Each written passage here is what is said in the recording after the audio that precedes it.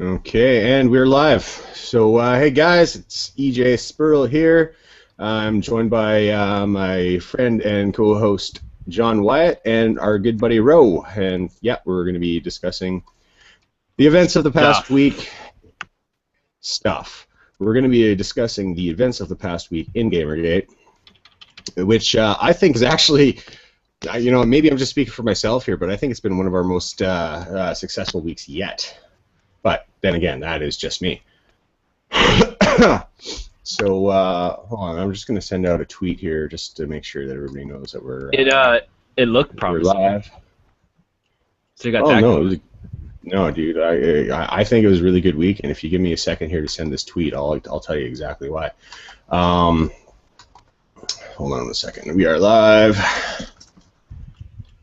Fucking GamerGate on stream. G-stream. Okay, so last week, Brianna Wu was interviewed by David Pakman of the Young Turks, and he went pretty easy on her for the most part, talking to her about her experiences and whatnot. And then he asked her a question which she took exception to, and that was why she chose to publicize her threats. Because David Pakman has received death threats in the past, and he was informed by the FBI not to publicize it, not to talk about it, because it creates copycats. It it has a whole slew of problems. Plus, the threatener knows that he got to the person, right? Yeah, Or, it's don't feed the fuck. yeah, your mute button's really shitty, man. I'm fucking I'm literally just speaking and it's like mute. I know yeah. it's the whole don't feed the trolls. Don't feed the trolls, exactly, right? So anyway, she took exception to that and accused him of running a hit piece. And right away, like on a dime, he's just like, "Whoa, let's talk about that." And I thought that was awesome, personally. It's pretty hilarious.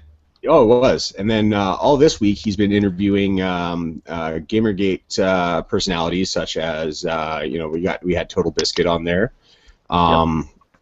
Who's been a very ardent supporter, like right from the get-go, and very clear about, like, no, this is about corruption. This is about ethics. You know, he doesn't even bring the whole feminism thing, or SJW thing. Sorry, I keep saying feminism, but I mean SJW thing into the conversation. He never does, right? And then we had Jenny Barrage in there, who did a good job, but I think she kind of got nailed to the wall a little bit. Right, but once again, fair questions. All the questions he asked were fair and balanced, right? Like he was trying to remain neutral. And then we had Milo Yiannopoulos on there, who was basically, I think there's just one question in there that kind of was tough and a little, out of left field, about his opinion on trans issues, right? Now, that aside, I don't have any specifically strong opinions on trans issues, because I've known some trans people and they're fucking cool in my book. Fucking they're totally normal, the ones that I know, and they're just as human as the rest of us. So it bears that whole thing. But despite the fact that he's lobbing hardballs at everybody in this, he's being painted by the anti-GamerGate community, I guess, if you can call them a community, as supporting us. He's supporting us. No. He's not supporting us. He's asking us hard questions too, right? Just like I would expect him. Oh no! In a way, he is supporting us, because he's exposing how ridiculous the anti-side is. Like, it's unreal. Oh God. That doesn't mean you're supporting us, though. Oh no! I'm just throwing that out there. That's probably like their viewpoint. Like, oh no, he's shining the light on us. We should scatter like cockroaches. Yeah. He's probably doing the whole if you're not with us, you're our enemy. Yeah, that's like the George Bush. If we will not tolerate crazy conspiracy theories, if you're not with us, you're against us. And it's getting to the point now where it's very clear, because what this has helped do is expose the mentality that we've been dealing with for the past 3 months to the wider world. Right? Now, he counts himself as a progressive. He counts himself as, I think he even quoted himself as a progressive feminist, right? And he's getting like just nailed on social media. He's getting people that are accusing him of. Okay, this is a tweet he made about 8 hours ago. He says overnight he received many emails saying that he doesn't apologize for his neutrality on GamerGate, that he's guilty of leading a hate mob against women. And Yep. I'm like, what? You can't be neutral on anything? Like neutrality is now, supporting the other side. That's the us versus them. That's the that's the mentality we've been dealing with for so fucking long here, and it's just like, I think this guy's starting to kind of wake up and realize that, like, okay, hold on a second. Some of the people out there who are calling themselves progressive feminists are anything but. It's actually, in my opinion, actually rather regressive. Oh yeah. That is setting back feminism. You know what I mean? Now, feminism in itself isn't explicitly a bad thing, but it's got some really, really, really bad eggs in it that are ruining it for the rest of them, right? And I've seen a lot of feminists say this. A few days ago on King of Pole's stream, they had Christina Hoff Sommers appeared on it, right? And she was talking about how this kind of brand of feminism has been invading academia to the point where it's literally they're clamping their hands over their head and going la la la la la, like they will not listen. They cannot accept any alternative viewpoint other than the ones that they've presented, right? And that's a problem. Go ahead. Timothy in chat says that these people don't want to have a conversation; they want to own the conversation. They don't want to have. Yeah. No one else can have a different point of view. Yeah, and I agree. I absolutely agree. No, it's their view that counts in their eyes. No one else is valid. We're not real people to them because we don't fall within their constructs. We're not them. They want the world to be just them. Yeah, and it's harsh because they're completely disregarding like so much of the world. Like, like I'm of the opinion that Ro, you and I had that conversation yesterday about trash talk. Yep. Trash talk. I do it all the time. Games. I can't help it. I swear, like you wouldn't believe. I can't help it. Oh yeah. I teabag people when I kill them. I don't give a shit. Yeah. But that's exactly it, right? You go into any highly competitive industry, right? And I'm talking like professional sports. I'm talking about like even freaking high school basketball teams. You're going to get trash talk. You're psyching out your opponent. That's how it's a technique that people have used for years and years and years, even in war. Like just everywhere. Oh yeah. It's the purpose of it is to get your opponent off their game. If they can get off their game and play poorly, you have a better chance of winning. Absolutely. That's what it is. And that's absolutely correct, right? So, no, it's easier to control people when they're angry, right? It's easier to predict how someone will react if they're angry because they're not being logical. And that's like a lot of the reactions that you see it with a bunch of shit that's going on in the world, like people doing a shit ton of knee-jerk reactions, which actually genuinely pisses me right the fuck off.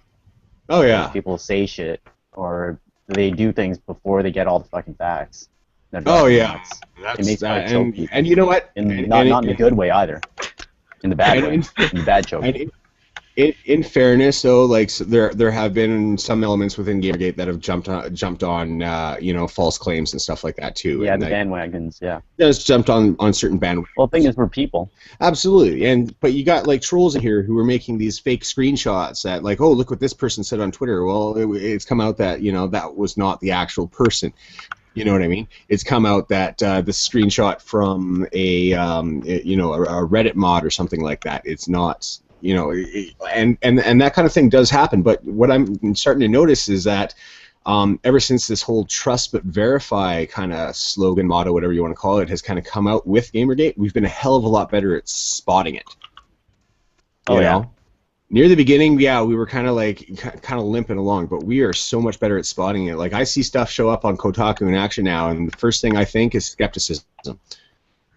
I'm willing to trust this person. I'm willing to trust this person, but I'm going to need verification before I run with it, right? Well, and I think that's something. Go ahead. That's just the way it should be, though. Like if you see something, especially the internet, because not everything is real on the internet. You Oh, should. what? Really? No. Abraham Lincoln told me that everything on the internet was fact. Okay.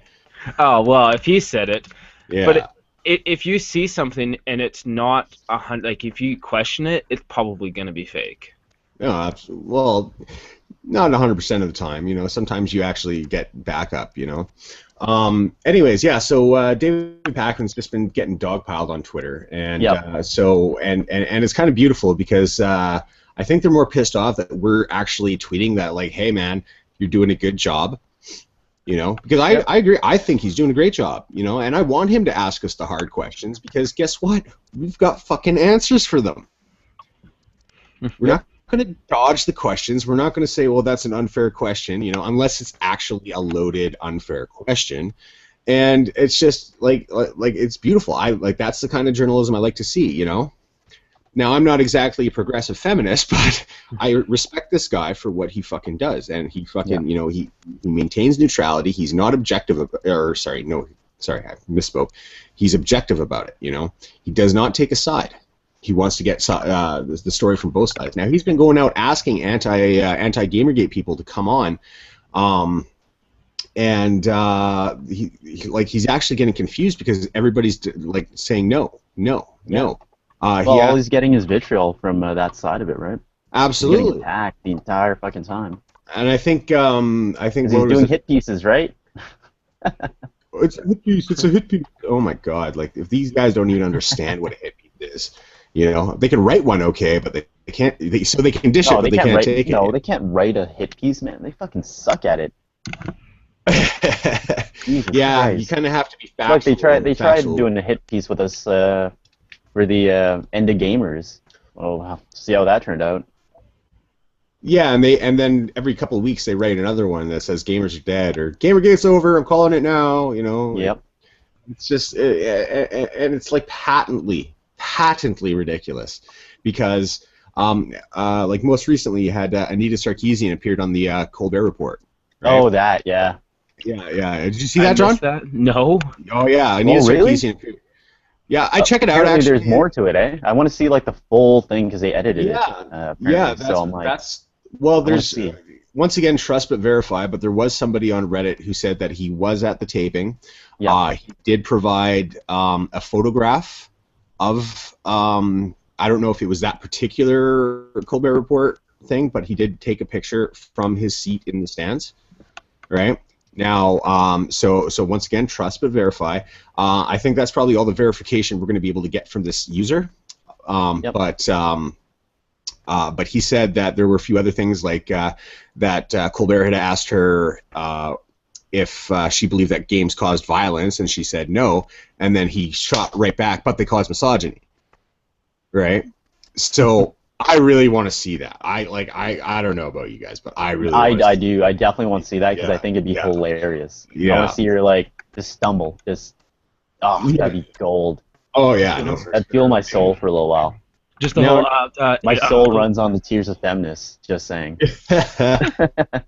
So, but the interesting thing is if you actually look at the Colbert Report's YouTube page, the Anita Sarkeesian has had comments disabled. Yeah, really? Yeah, you were saying that yesterday. The comments are disabled, and as far as I'm aware, there are no other Colbert Report pages that have comments disabled. And if you look on the Facebook thing now, like I don't really have Facebook, so I can't really take a look. But I've seen screenshots of this. It's just filled with people calling her out on her bullshit that are not affiliated with GamerGate, right? You know, and they're using the professional victimhood words. You know, they're using this. You're using that, right? Oh, actually, that reminds me. You remember who started it? It was Brianna Wu. I've received the most. Oh, come on! I have to quote this. Oh yeah, dude. Where is that? I sent that to you, I think. I think I sent it to you actually. Someone sent it to someone. Yeah, someone sent it to someone, and someone thought it was funny and retweeted it. Yeah. Let's see. Where's that at? Yeah, I'm just pulling it up right now on Twitter. So is that the one where she's all like, "I am the most threatened person" or whatever? Yeah. Oh, there it is. Got it. All right. So, no, it's just this image that someone made up, and then Let's see. So Brianna Wu, Newsweek debunks the lie that GamerGate is about ethics. I'm the most harassed target of GG. And then fucking Quinspiracy at Gal. Seriously? And then there's another post from Sui Park. Ironic, Steven at home has Ben Frequency on his show. When his fans caused so much harassment, I had to leave home and cancel dozens of events. And then, the Oppression Olympic. Oh man, it's so good. And then, feminist frequency. Since this reactionary GamerGate nonsense began, I've been subjected to the worst harassment I've ever faced. Not a coincidence. So good. Oh my God. Well, here's the thing: if you stand in front of a stampede of buffalo, okay, you're gonna get knocked down, right? And that's exactly what a lot of these like Zoe Quinn is a little bit different because she was kind of like the Franz Ferdinand to the World War I of Gamergate. You know what I mean? Yeah. But in the case of Anita Sarkeesian, we weren't really talking about her. Like, her name was brought up a couple times because we all suspected that she was going to try to get involved. But we weren't talking about her. She was not part of the conversation at the beginning. And then she literally stood up in front and was like, hey, this is about me. No, some of us have been talking about you, yes, but, like, I'm sorry, this is not about you. This is actually about, like, our issues with, hey, look at Nathan Grayson and Zoe Quinn over here. You know, it was clear that they've known each other for a while, but he didn't identify that, right? They slept together. Now the timing is a little ambiguous on what when they slept together, but it is clear that they had at least made out prior to him mentioning her game in the article of 50 greenlit Steam games. Yeah. Okay, because the timing on that was verified by Aaron Joney's Zoe post. Right, that happened prior to that article being posted. So they may not have had sex yet, but they were definitely close enough that it should have been They're like, rubbing hey, hearts. fair disclosure here, guys. Yeah, for sure. Yeah, fair disclosure here, guys. Like, I know this person personally. Another thing you see in a lot of Brianna Wu's interviews, she says "my friend" a lot. Yep. My friend Samantha Allen, who is a non-ironic misandrist. Right? Yeah. What did she say? My hate for men cannot be contained on a fridge magnet. Yeah, and then that's pretty close. Oh my God. And yeah, I'm sorry, but if I went out and I started saying shit like that was just that ridiculous, like, oh, I hate midgets, you know, what I mean? My hate for midgets cannot be contained on a fridge magnet. I would be outed of any industry that I was part of. I don't care who you are. Okay? People would be angry. People, yeah, I would be outed, and I would be kicked out, and I would be blacklisted, and you know what? Rightfully fucking so. Okay? What the fuck is that? What? No, like, I don't know. The rubbing noise? Yeah. Who was that? I have no idea. That wasn't me. Were you touching yourself again? It could have been me readjusting my mic because I was blowing my nose, so I turned my mic off. All right. Okay, fair enough. Okay, anyways.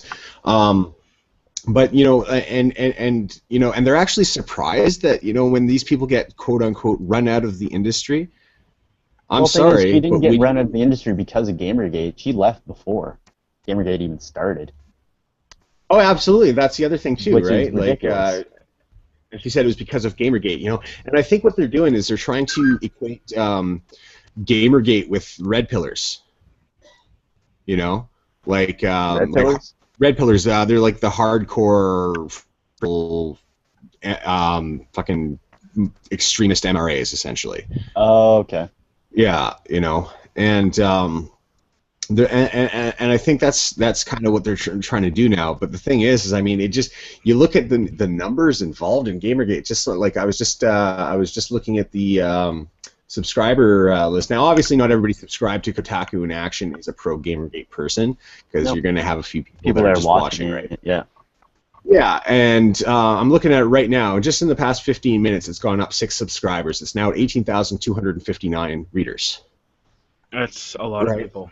That's a lot of people. That's like I live. Just to put that in perspective, Wait, how many? I used to live in 18,259. Hmm. That's a small city. That is a small city, right? Now, I'm going to guess that the vast majority of those readers are GamerGate supporters, right? But just to put that in perspective, like I used to live in a small town that had 8,000 people, you know, and like literally we have enough GamerGate supporters to go off, buy our own island, and like start our own country and do well, you know, like it's ridiculous. Sounds like a plan to me. Oh, so here's something. This is new. Apparently, Arthur Chu has tweeted that he's going to be on David Pakman. Oh, really? I'd like to publicly thank David Pakman for getting back to me and booking me as a guest on Tuesday. Now Arthur Chu. Oh my God, that's gonna be amazing.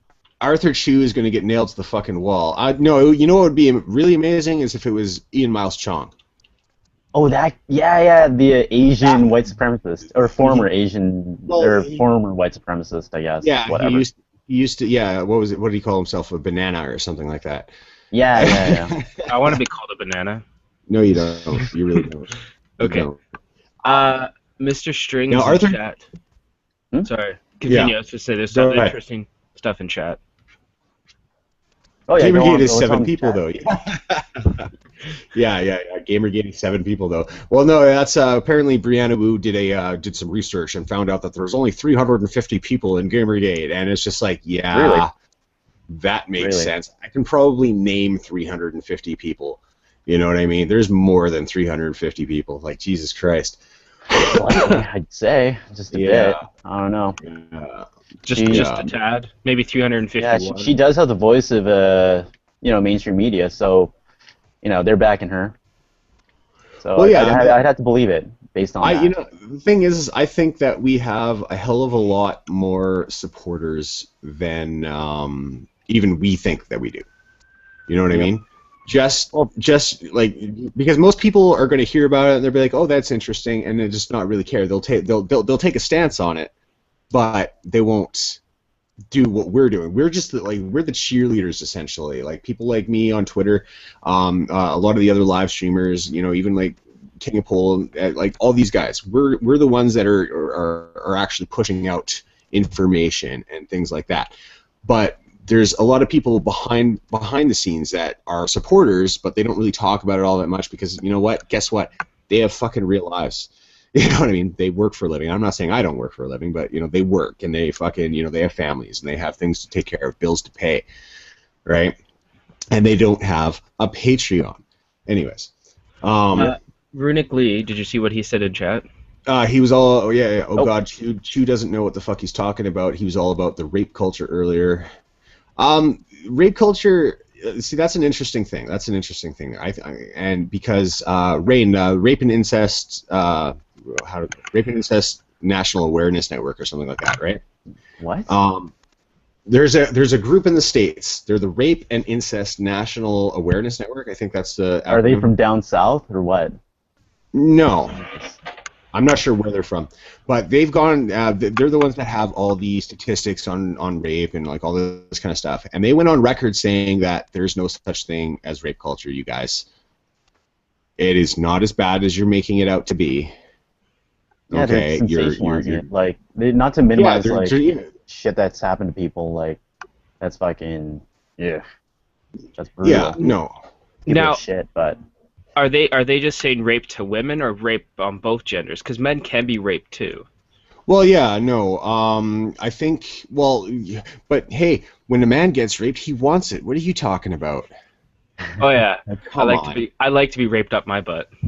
Yeah, well. Hey, you know what? If that's your we're not talking about your sexual proclivities here, man. Whatever. If, you know what? You wanna put things in your bottom? It's all you. Yeah. It's on you. Women can rape men too, and I have been privy to these situations before, right?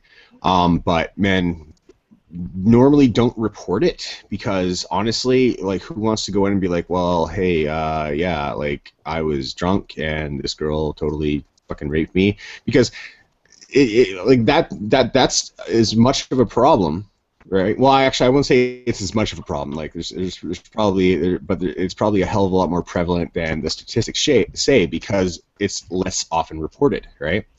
And I'm of the opinion that, I'm sorry, but if fucking somebody forces you to have sex with them, no matter who they are, no matter who you are, fucking report that shit. Okay, it's the only way we're going to get an accurate depiction of what's going on, right? Anyways, back to I want to get back to Arthur 2 here. So from what I understand, he was a Jeopardy winner. He got on Jeopardy and he won, or something. Oh, is that his shtick? Yeah, I think he was on Jeopardy and he got like $30,000 or something like that. Oh. And but he's been very how should I put this? Retarded. Yeah. Hey man, you know what? I read a lot. I got tons of useless knowledge in my head. I don't think I'm right about everything. In fact, I would love for people to come and show me that, hey, EJ, I heard you say this, but here you're a little incorrect here. Here's what's actually going on, and provide me evidence. And you know what? I'll read that evidence, and if I agree with it, if I think that it actually makes sense, I will change my views. Right? And I think what we're dealing with is a group of people here who are well read. They've read a lot, so they're intelligent in that regard. But they've got no common sense. But they don't have that disconnect where they're like, oh well, my views are, when my views are challenged, it means that they hate me. They hate me. I'm like, no, fucking, I don't. And to be clear, I don't hate anybody on the anti-GamerGate side. I don't hate any of them. Hate is such a strong word that I reserve for people that only purposely fuck with me just to get fucking a rise, like I do. Yeah, like you do. But but you know what, man? Fucking Ro, you and I have a hate-love relationship, so Yeah, I like pulling your hair. Yeah. That's what I do. Well, whatever's there, anyways. Yeah, I don't really have much of it, so I know, but I manage. I manage. That's okay. Look what I got. I'm trying to find this picture that really depicts how men and female have to deal with things separately when it comes to like rape and stuff like that. I'm trying to find the picture. Oh yeah. Mm-hmm. Well, here's the thing. You will get a situation when men are raped by women. You will get the situation where their buddies are all like, "Oh man, you got lucky. Yeah, it's all good, man. You got lucky, right?" And in the guy's perspective, he starts going and he's like, "Yeah, I guess you're right. Yeah, I got lucky. But you know what? Like, if it's a teacher-student relationship, it's a female teacher, male student. Okay, that still fucks with the kid's head. Okay? Oh, are we talking about like that kid that had the threesome and then like that other? Yeah. Oh, dude, there's a slew. There's so many. There are so many situations where female teachers sleep with male students. So many. Like the thing is like, yeah, the kid might have enjoyed himself. The kid might have been like going along with it and stuff like that, right? But he doesn't change the fact that he was a kid and it's still fucking rape.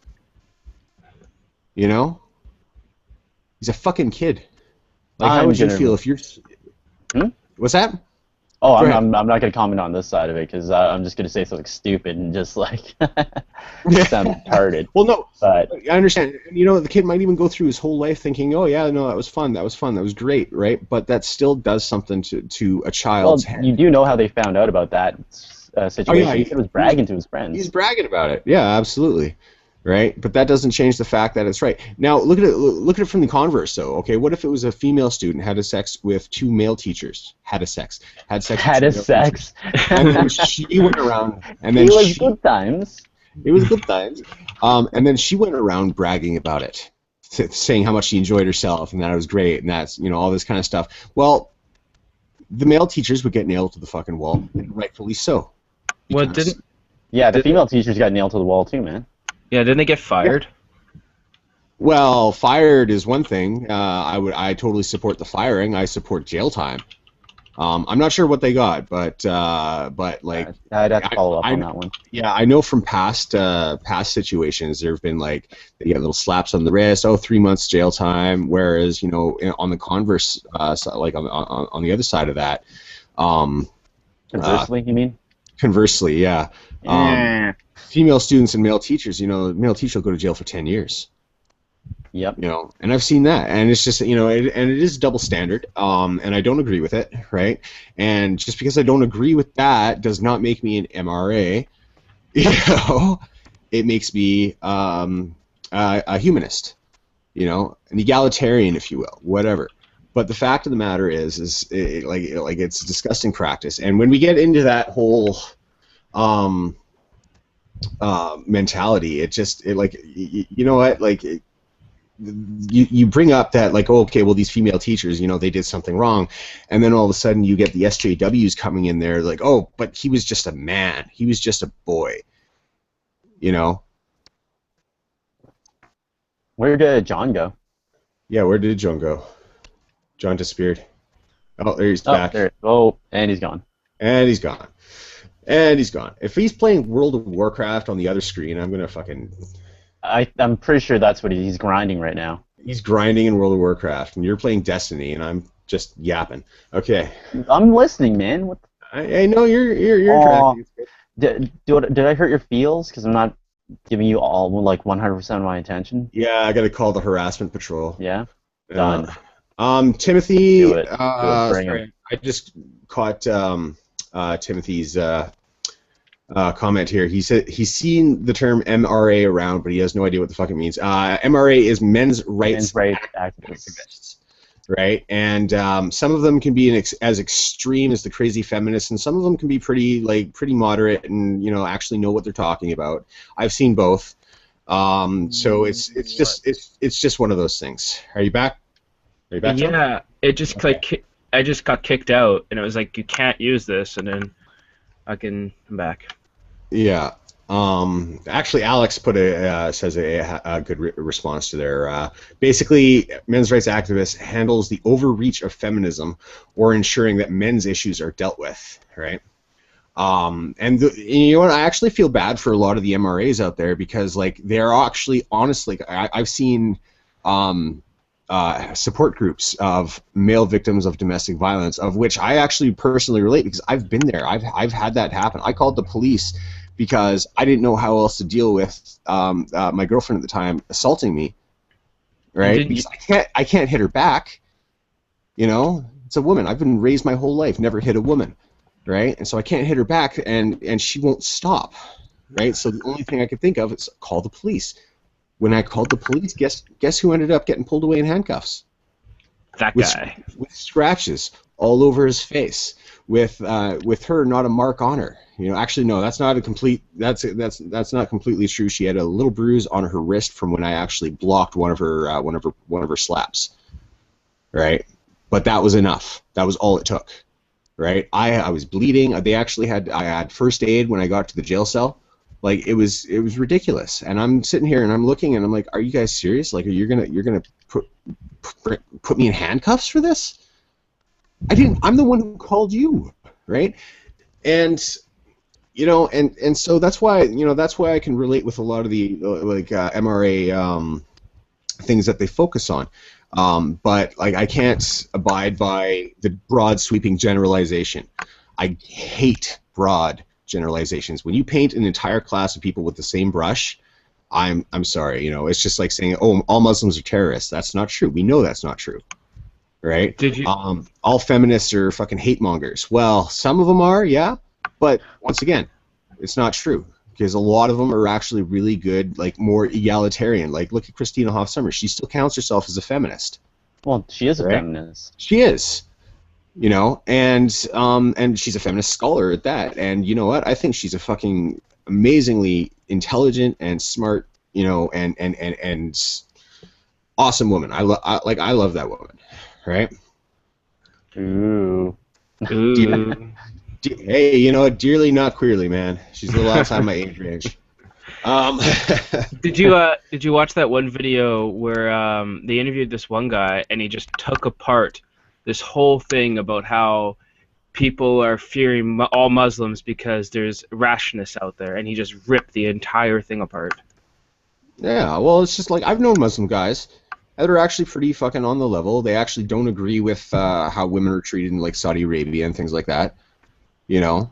What? And sorry, go ahead. there's just like they're talking about how they'll see how women are treated in Saudi Arabia, and then they'll believe that all women in all Muslim countries are treated that same way, where Yeah. they're not.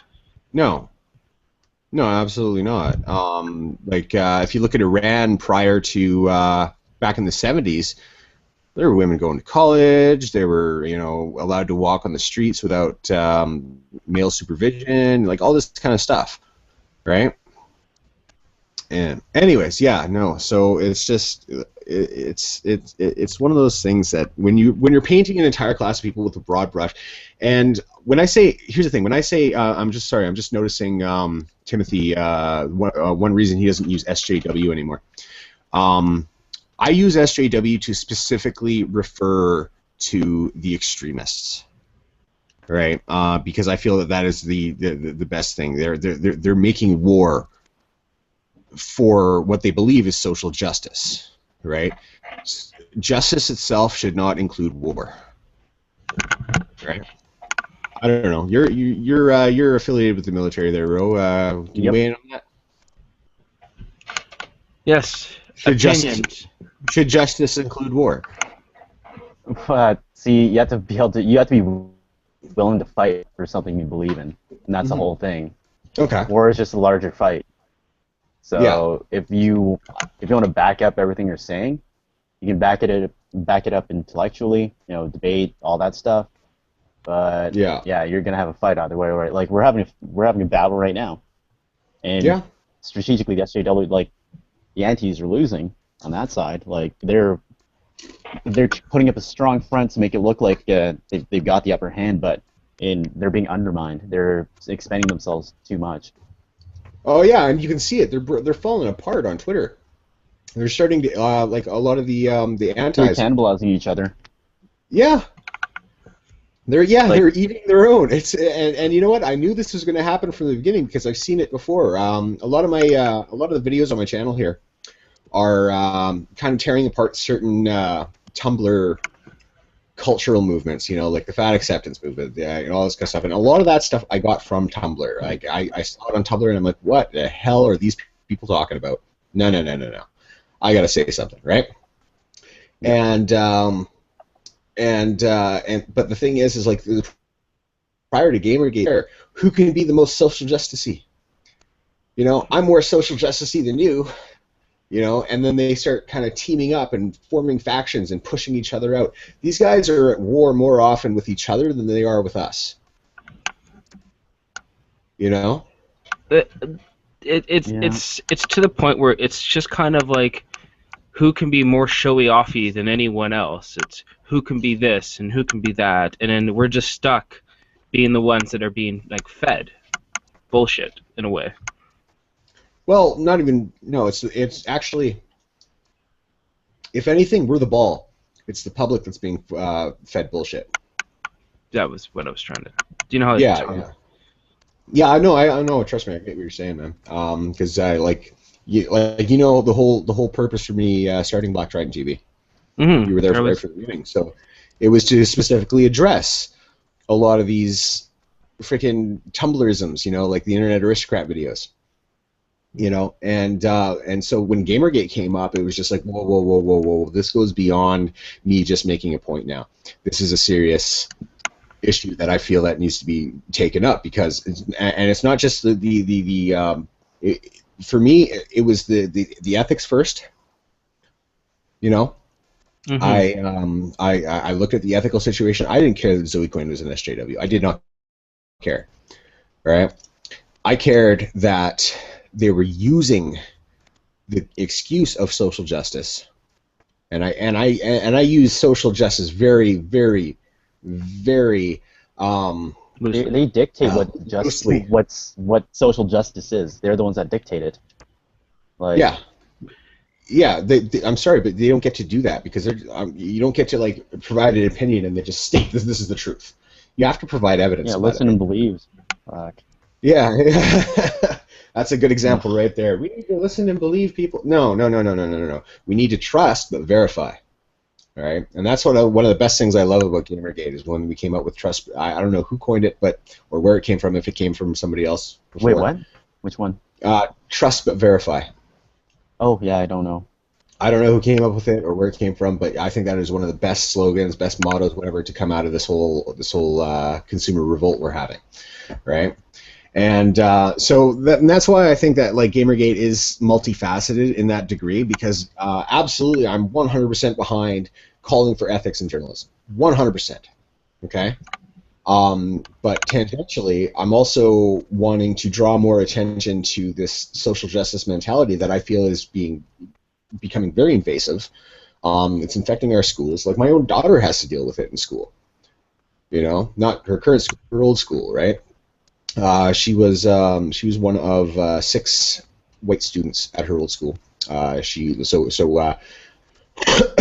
Caucasians at her old school were the minority, right? And so she did deal with a little bit of racist bullying here and there, kind of thing. But if she were to speak out about it, oh no, racism doesn't exist against white people, and she's had her own friends tell her this. But it does.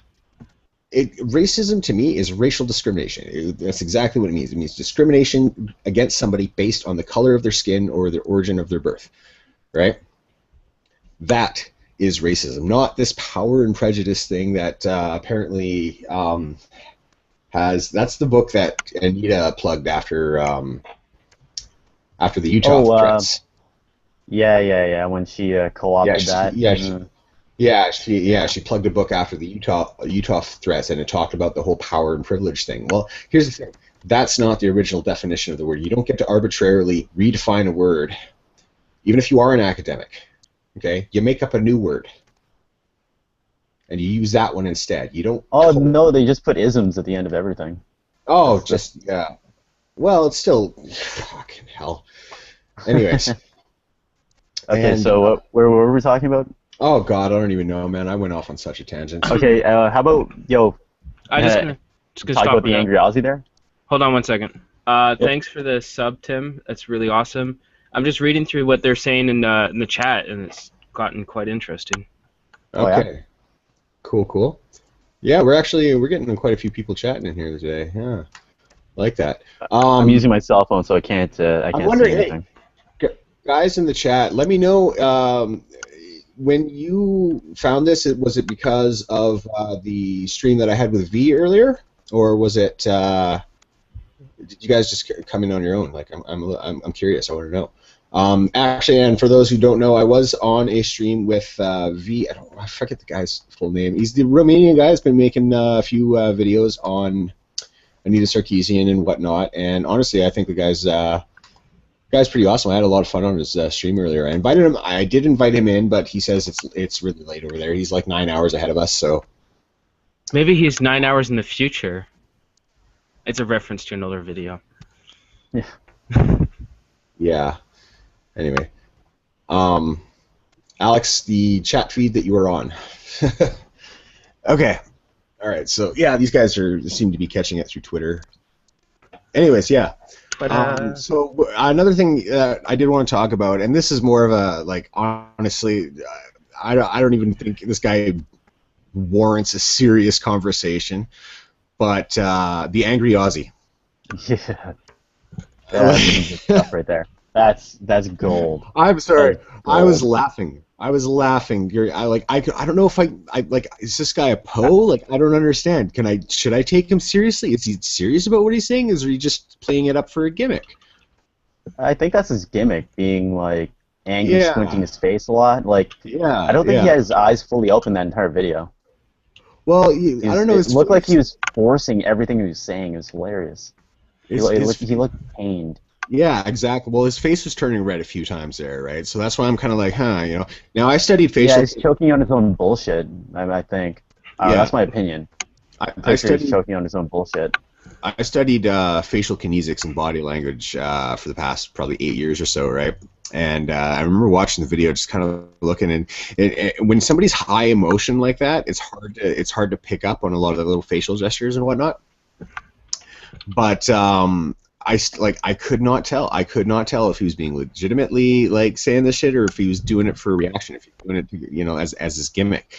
And honestly, the guy's gonna get that angry about shit that he does not understand. which he clearly does not. Like, I'm sorry, but the shit that he's saying is just like, oh, there's only two types of people. I'm doing like a Scottish accent here. There's only two types of people in GamerGate, you know, fucking assholes and dupes. And I'm like, dude, you don't have any fucking idea what's going on, right? So that's why Sargon's video was fucking awesome, because that was awesome response. very calm, very like, oh yeah, okay, all right, cool. You know, and I actually kind of stalked this guy on Twitter for a little bit just to see what he was like on Twitter, right? And I guess some GamerGate people had tweeted him, and it was pretty much the same. He said that he had nothing but contempt, like this is in his words, nothing but contempt for you people, and then blocked them. And then there was one guy, I think it was Stu Heckenberg on Twitter, said, like, I guess he's Australian, and he said, hey, next time I'm in Sydney, we should meet up and have a beer, right? And it was just like, no, I have nothing but contempt for you. He's like, oh, we don't have to talk about GamerGate.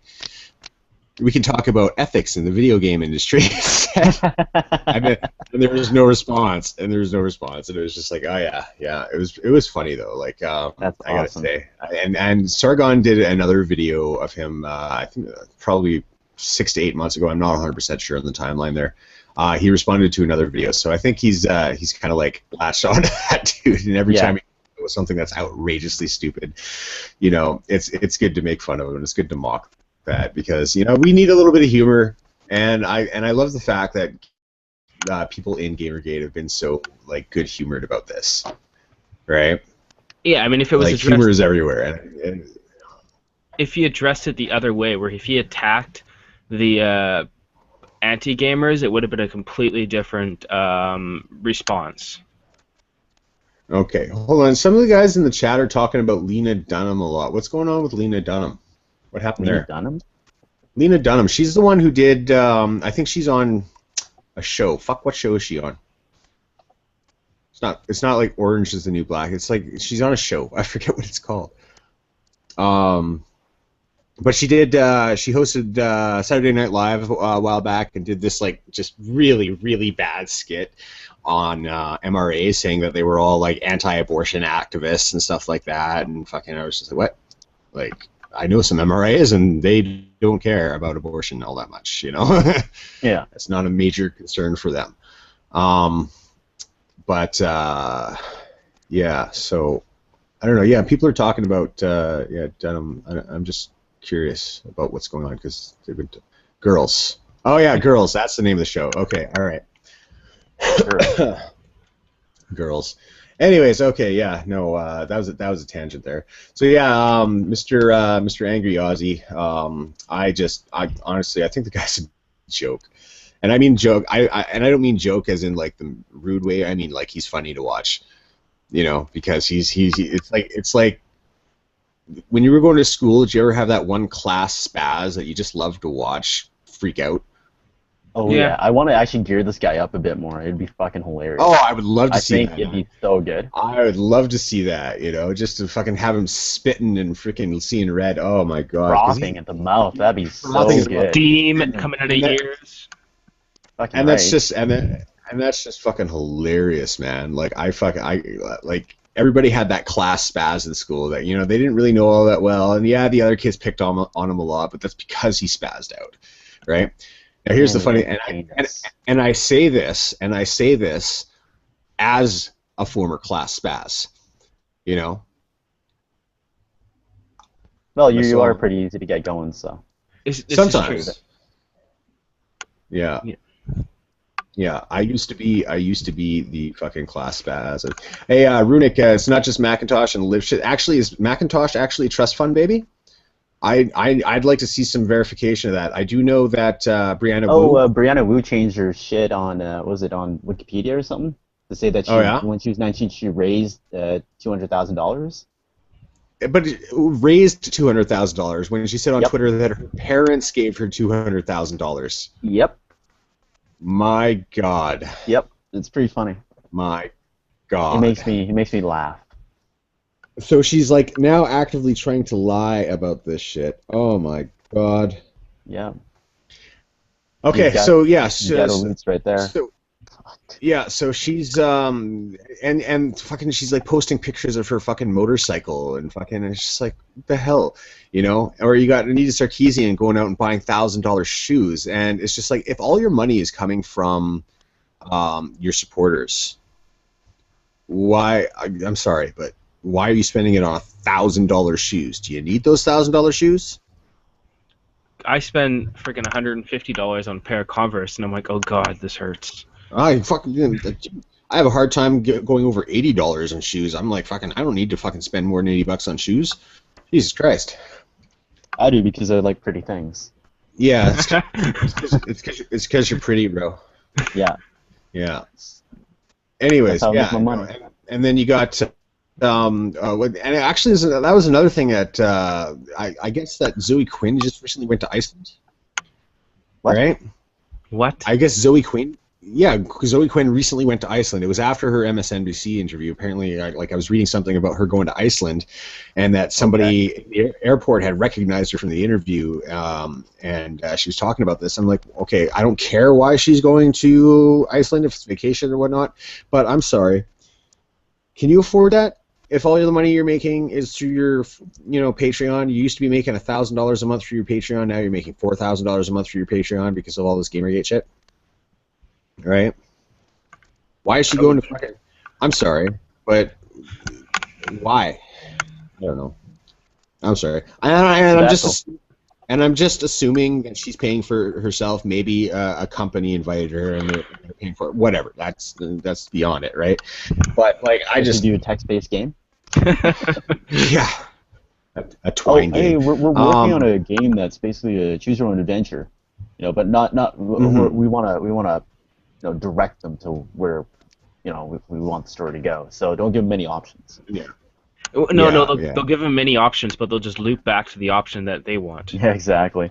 Okay, from my own experience in, I've never published a game, but I have been working on and off on game development for 15 years. When you have multiple endings, you need to have multiple branch off points to get there, right? And that's just during the plot development aspect of the game, right? Like, and beyond that, that's why when it was a text game, I'm like, seriously, a text game, There's no heavy assets involved in the text game. You don't have to worry about 3D models. You don't have to worry about pixel art. You don't have to worry about any of that shit, right? It's just a story. It's just a story, It's and they're talking to us. They're saying that we're setting gaming back 20 years. They're the ones making text games.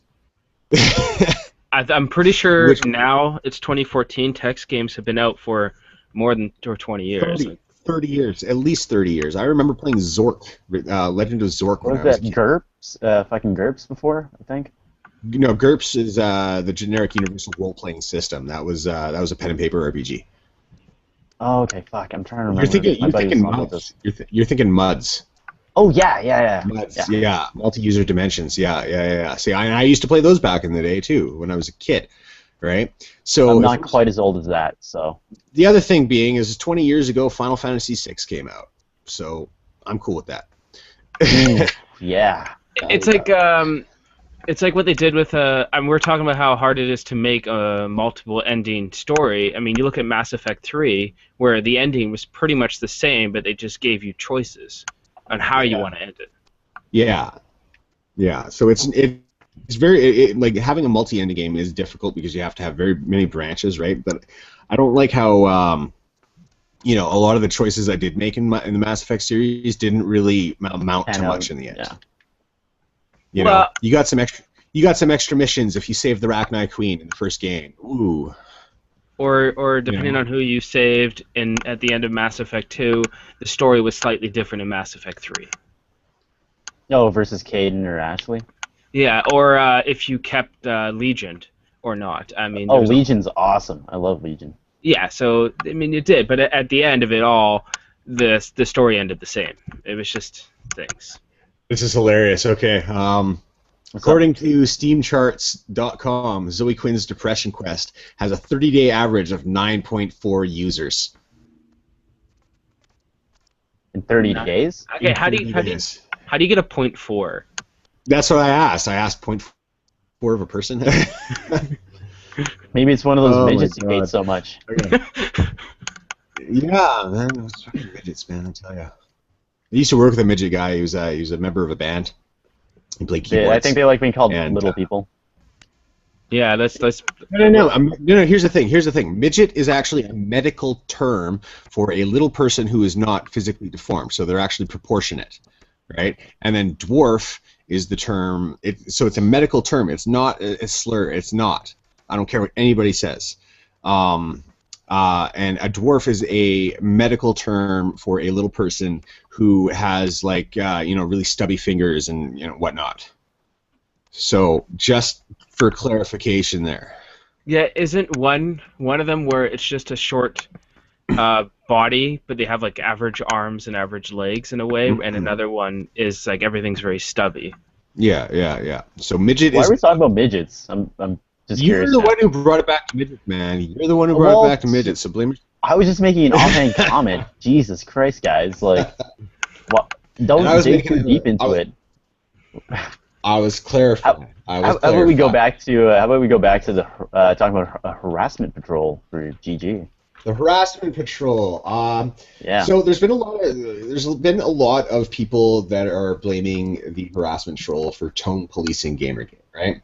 And from what I've seen of the harassment patrol, there are some people who kind of like jumped onto that harassment patrol bandwagon and were like, yeah, this is a good thing, and did do some tone policing.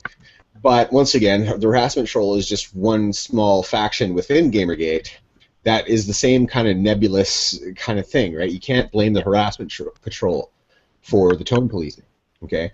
Because I know Twitter user Let's Sail Hayton. I've actually spoken with her a few times. She has been going around doing this harassment patrol, and her rules with it, these are just her rules, mind you. Her rules are really simple. Reporting threateners, reporting doxers, right? Yep. The rest of it, it's not her business, right? And I think this is a great way to go about it, because like doxing itself isn't outright illegal, but it's a fucking shitty thing to do. Yep. It is. I thought it was illegal. In some places it would be illegal. In some places it would be illegal, and it also depends on who's being doxed. For instance, if we were to dox Roe, we would probably go to jail. This is true. Huh? If we were to dox you... Oh, no, I'd find you first. Okay. Yeah. I'd find you first. Okay, all right, fair enough. He knows where we live. And then I'd deal with you. Yeah. No, I don't give a shit. If no one wants to dox me, they can go right the fuck ahead. It'll be hilarious. Yeah, no. Anyways, yeah, so Let's Sail Hayton has kind of uncovered the identity of one of the big fucking Anita Sarkeesian threateners. Has tracked and found out who he is and who he's working with and why he did it, right? And even had a big long conversation. And I wish I had the link available right now. I should have gotten that before the start of the live stream. Oh well, whatever. Anyways, so she had a big long conversation with this guy asking why he did it, and basically he doesn't understand why we're so confused. Don't you guys hate Anita? Why does it matter? He doesn't understand that giving death threats from Brazil. Oh, that guy. Yeah, he's a piece of that guy's a piece of shit. That guy's a piece of shit. He's a straight up piece of shit. He's just he's trying to get clickbait. Fuck him. But here's the interesting thing, okay? So she discovered who he was. She even called the FBI. Another user, Sank, apparently also called the FBI, trying to get them to hey, you got to get on top of this guy. And the FBI has said that we can't do anything until Anita presses charges. And she's not going to. So here's the interesting thing. Numerous people have attempted to call. Now, I don't know if anything's changed on this since yesterday. I'm still talking from yesterday. I've had a very eventful past 24 hours, so I haven't been able to check out much going on in GamerGate. But as of yesterday, there has been no word from Anita. Anita has been blocking people talking to her about this, right? She's so as far as I know, she has no interest in nailing this guy. That's ridiculous. Okay, and then her supporters are coming around being like, what does it matter? You just want brownie points. And I'm like, what the fuck are you people talking about? No, we want to stop this. They're Their fucking title is just social justice warrior. Don't they fucking want justice? Yeah, no shit. Search some fucking asshat. No shit. Fucking Christ. Like, oh, what the fuck is wrong with like, these oh, what does it matter? You guys just want validation. You guys want this. And it's just like, yeah, so what if we do? But the fact of the matter is, we fucking found this person, and you're not doing anything about it. What do you think that says to the rest of the fucking world?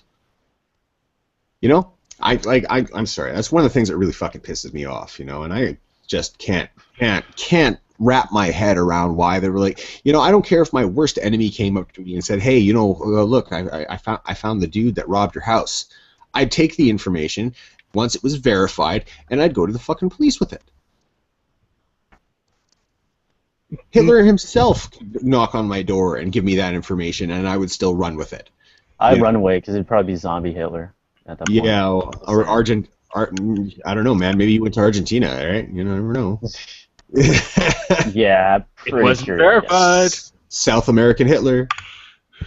Oh fuck, man. Anyways, yeah, no, like, so that's just, and that's just it, right? It's troublesome because like we've done, like GamerGate's done great things. GamerGate has collectively given over $100,000 to various charities. Okay, we have tracked down now, and let's say Hayton doesn't want credit for it. She wants to give GamerGate credit for it, right? Yeah. For tracking down who the harasser was, why he was doing it, all the information, all the proof, and she provided evidence. She provided proof, right? And you know, we're now calling for ethics reform in games journalism, and they're like, well, why don't you focus on other forms of journalism? Well, the thing is, games journalism isn't as powerful as other forms of journalism. We have to start small and end big. Well, and who's fucking watching this right now? Mainstream, right? Like Yeah, I was saying before, those guys Yeah. are fucking petrified. No one knows how to deal with this. Like, there's never been Absolutely. anything like this. Yeah, it's like GamerGate. A movement like GamerGate is unprecedented. There's like people compare it to Occupy a lot, but no. Occupy was a real world revolt. You know, This is digital. This is our domain. This is where we grind. this is exactly. And we're gamers. We got so much fucking OCD. We can sit there for fucking 10 hours straight just grinding. I think, John, you're grinding right now, aren't you? No, actually, I've turned it off. Oh, okay. I'm grinding right now. Okay, But I was farming gear earlier. Okay, yeah. See, and that's just it. You know, we can sit there for 10 hours straight on fucking World of Warcraft or Destiny or fucking or Skyrim or God, what am I? Skyrim doesn't count. That's my life. That was my life. You know, I once did an 8-hour stint in Minecraft. You know, like it just we can Only do 8 this. hours? You shut up. Are you really a gamer, or are you just like an SJW pretending? Yeah, to be a gamer? man. Nah, I just like building shit. But that's just the thing. We can do all this, and they thought to attack us. You know, we know how to use the internet. We know how to get information. We know how to make games. We know how to fucking, you know, there are so many various skills and lifestyles and representations. We're multinational, multicultural, freaking representing every gender, every sexual orientation, every political leaning. You know, we're working together on this, and We it's are just Legion. Fuck, man. Like, Anonymous has got nothing on us, man. Well, actually, that's not entirely true. That's not entirely true. Anonymous is back and forth, you know.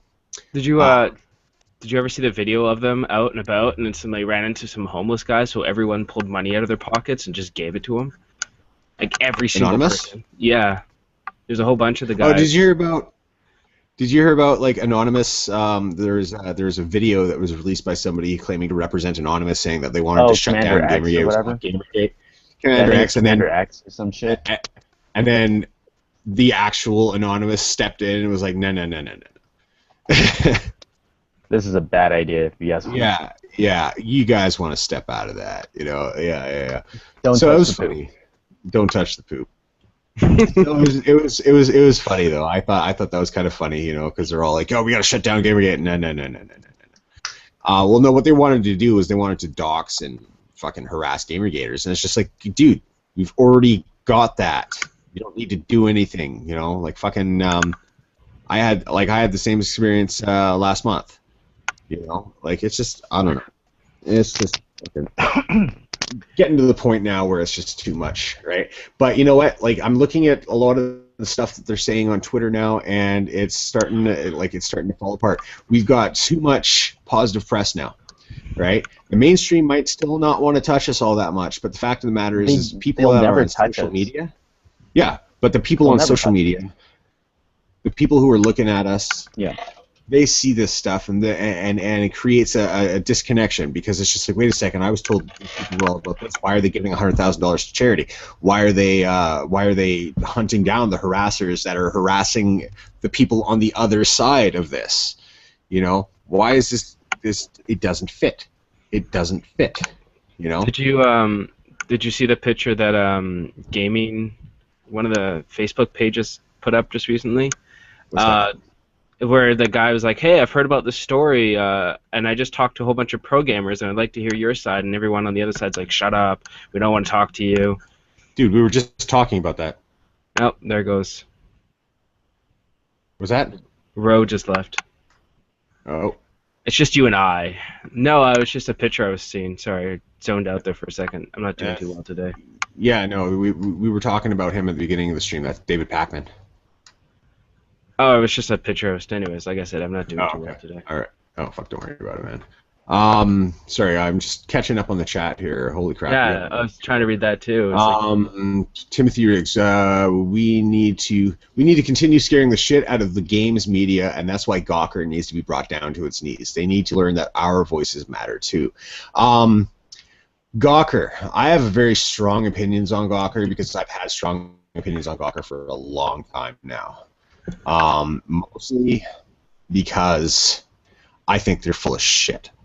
I think that they are the biggest fucking hypocrites, period, and I want to bring them down based on that, less than the fucking Sam Biddle bullying tweets, less than the fucking, their stance on Gamergate. I want them brought down because they are fucking trash journalism. And I mean a clickbait website? They're a clickbait website, absolutely. They had this thing called the Gawker Stalker. I don't know if they still do, but they would take celebrity sightings and then they would put them on this map, right, in fucking real time. Like, oh, I saw fucking Craig, fucking, what's his name? Craig Owen at the drugstore buying, a douchebag or something. You know what I mean? And then fucking, but what's to stop people who were like, oh my God, Craig Owen's over here. I'm gonna go there and fucking, selfie, stop of his private, personal fucking life. Celebrities deserve a personal life. I've met several celebrities in my life. Okay, they're fucking normal people. How would you feel if you were out walking around, going to a grocery store, and then all of a sudden a fucking mass of fucking people were like, oh my God, let me take a picture. It's too much. Over the top. I have no respect for paparazzi. Zero. None. Do you know who Ed Bain is, right? Ed Bain. Which one's Ed Bain? He's the guy who does the weather on the news and stuff. Locally? Yeah. Yeah. Okay. He's Victoria CTV. Yeah, I think so. Okay. He comes to my work pretty much every single day and buys hauls from us, and we just treat him like a normal person. Yeah. That's all you got to do. Right? Yeah. People are also under the misconception that just because someone's a celebrity that they're wealthy. That's not true. And a lot of the time, celebrities just want to be treated as humans. They don't want to be treated as this big god thing. Yeah. So Ro is still. Yeah, I'm back. No, I'm back. Oh, you're back. Okay. Yeah, no, sorry. I popped out for a second. I'm hungry as fuck, so I ordered food. So a few years ago, I worked as a production assistant on the set of Eureka. Right? Yep. And I got to meet a few of the actors. Right? I did get to meet Will Wheaton. I got to meet Felicia Day. Right? I did not like Will Wheaton very much. Seems like an arrogant ass. Not gonna lie. I think that's mostly online, but I think I just caught him in a really bad mood that day because I was fucking rushing around trying to get my shit done. It's a demanding job. Anybody who's worked in the film industry can attest to this. It is like a cross between working for a circus and working for the military. Right? That sounds about accurate. Because you're constantly tearing putting shit together, tearing things back down again, and you're on a time schedule, and you got people yelling at you left, right, and center. So emotions get high. So I can forgive Will Wheaton of that. However, I think his opinions suck, right? Felicia Day, I thought she was absolutely delightful. Actually had a good conversation with her, and but I wasn't a big fan of her recent, oh, now I'm scared of gamers. But I can kind of see, just judging from her personality from when I met her, I can kind of see how she would jump on that and think that way because she was told that. You know what I mean? Probably by somebody that she trusted. Is she one of those people that if someone she trusts says something, she believes it's real? Probably. I wouldn't put it past her. I wouldn't put it past her. But honestly, she was cool. She was fun to hang around with. For my brief conversation with her. But that, and that's just it, right? I never met Joss Whedon. I like his shows. I like the things that Joss Whedon does. Now, are those guys brothers?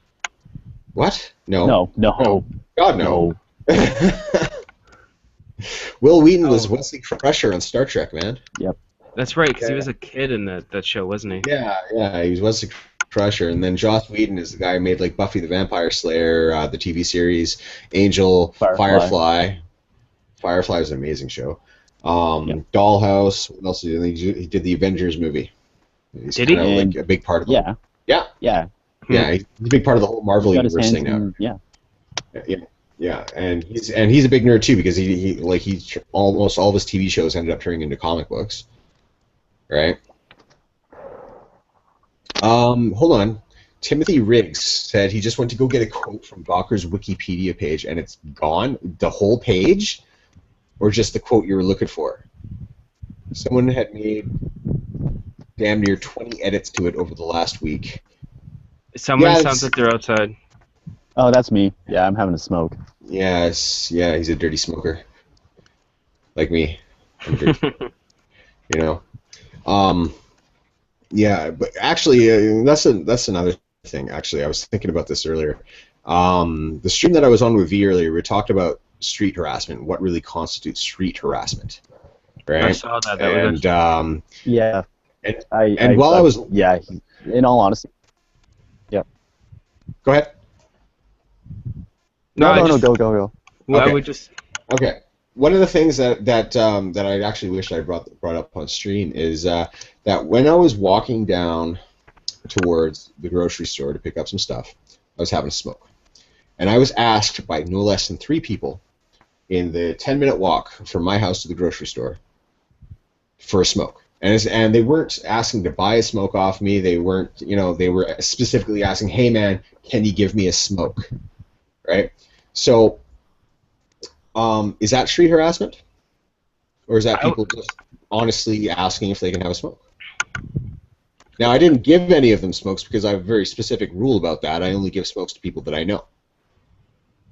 I'll sell a cigarette to somebody if they can prove to me that they're over 19, but I will not give a smoke to anybody. I'm going inside. Yeah, it's fine. Okay. And so, anyway, sorry, that was just a brief little tangent there. What we were talking about? Yeah, so my views on the whole harassment thing, I've done a shit ton of harassment courses, so anything can constitute harassment. It's just it's all about feelings. That's all it is. If someone gets offended, if I make an offhand comment to one other person, someone else that's just a bystander can get offended from it or from hearing from it. So that's a type of harassment, right? They can step in and say oh, you're harassing them. Meanwhile, it's ridiculous. Ro, you harassed me last week. Remember that? I harass the shit out of you all the time. I don't care. You're not a real person to me.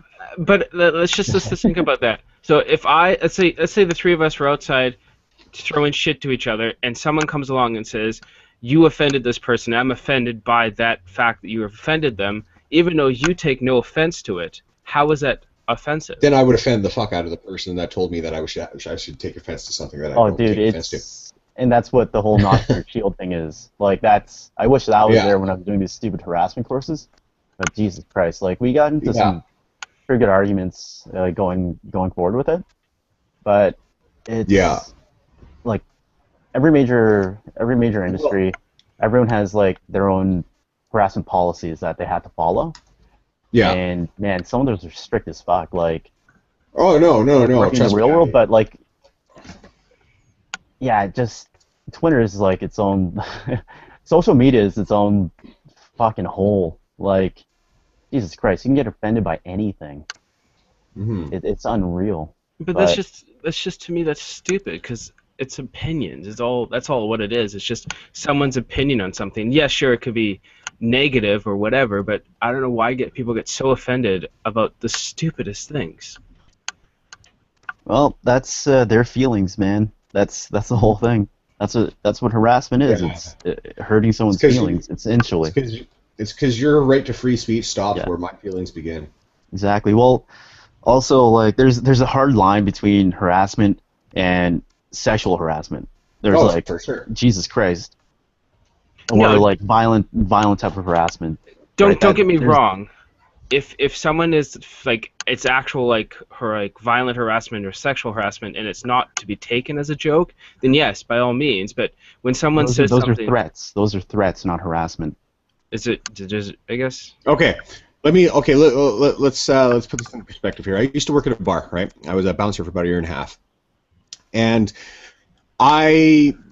there's not a day that went by, not a day that I didn't get lewd comments from some women at the bar, that I did not get my ass grabbed. There's a few occasions where I actually had girls trying to like shove their hands down my front of my pants, up my shirt. Unwanted touching, unwanted attention, fucking people trying to slip pieces of paper in my pocket. I dealt with all of this kind of stuff. And so I honestly, I feel bad that the fucking waitresses at that bar also had to deal with that from the guys. Right? But if I had gone to the boss and said, hey, well, this is going on and I'm not comfortable with it, he would look me right in the eye and he's like, well, then why are you working in this industry? It goes with the territory, and it's really hard to quantify certain levels of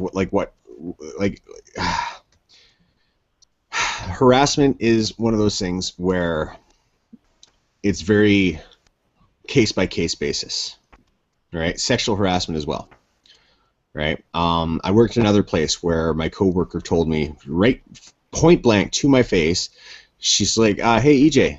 I'm like, hey, what's up? Can we have sex sometime? And the worst part was Good old DTF. It was right in front of a client, literally right in front of a client. And I'm like, oh my god. To be fair, she wasn't that bright. Right, she was a fun person to hang around, and then that just came out of left field, and I was like, whoa, okay, that's completely unacceptable, for more reasons than just just out of the blue like that. The other thing is she was my boss's daughter, and I was like, shit, I don't want to go down this road. No, let's not. But at the same time, if I had said that to her, I'd have been out on my ass so fucking fast, my head would spin. Right. And and then when you get into the whole thing, like in relation to gaming and stuff like that, like a lot of the complaints I'm hearing is how women are treated on Xbox Live, when they're playing Call of Duty, and it's just like no, it's trash. Girls don't play Call of Duty. Oh fuck, man, I know a girl that could kick your ass at Call of Duty. I don't play Call of Duty. Bro, you know who I'm talking about? Jeremy's sister. Oh yeah. Yeah, like she could probably kick my ass at Call of Duty. I could take her for sure. No, probably. You actually play Call of Duty. That's the difference. I don't. No, I'm Asian, man. I get a +5 bonus in video games, fucker. Superior. Yeah, there you go. Superior gaming race. Well, pretty much. It's true. And I used to play with the Koreans in StarCraft. Oh man, that was retarded. My favorite thing about StarCraft and Koreans has to be this quote where it's like, "You want to date my daughter, you must defeat me in StarCraft." Which will never happen. Those guys are insane, by the way. Yeah. Well, back in the day, they were. When I was, oh Jesus Christ. Yeah, I was just a kid back then. This Korean taught me how to play StarCraft 2, and then I played with my brother, and he's like, "I don't want to play with you ever again." Yeah. Well, that's how it goes, right? Fucking. So do you want to tell your pissing story there, Ro? Oh man, no, not really. But yeah, so last night, me and EJ there were tasked out to do some bouncing, I guess, at like some what the fuck was that? It was a teenage Halloween party. Yeah. We got tasked out by the parents to go and keep an eye and make sure that everybody on the guest list was allowed to be there and whatnot, right? Yeah, and they're all of age and all that shit. Yeah. Jesus Christ. Yeah, so there's. And oh man, yeah, you tell it. I don't even want to hear it again. I heard it once, and that's enough for me. God. Yeah, no.